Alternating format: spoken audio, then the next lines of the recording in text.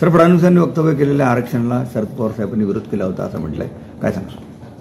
त्यांनी एकही वक्तव्य शरद पवारांनी मराठा आरक्षणाला विरोध केला असं दाखवा.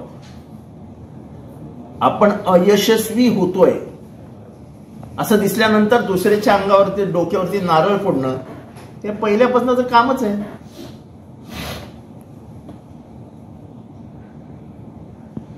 त्यांनी मला एकदा दाखवावं की शरद पवारांनी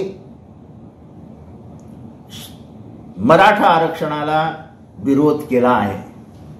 उगाच शरद पवार आपल्याला जमत नाही ना. आता तुम्ही धनगरांना आरक्षण देणार होते ते जमलं नाही. तुम्ही लिंगायत समाजाला आरक्षण देणार होते ते जमलं नाही. तुम्ही मुस्लिम बांधवांना ते आरक्षण देणारच नाही. का मुस्लिम बांधवांना आरक्षण दिलं तर पॉलिटिकल प्रोग्राम खराब होतो ना.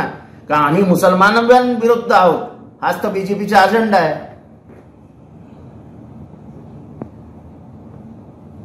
म्हणजे तुम्ही दिलेली प्रत्येक आश्वासनं फेल झाली.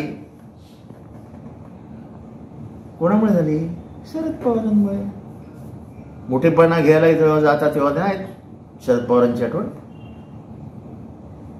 अर्ध्या कामाचं जे उद्घाटन केलंय तेव्हा नाहीये तुम्हाला शरद पवारांची आठवण. हे सगळं काम शरद पवार साहेबांनी सुरू केले.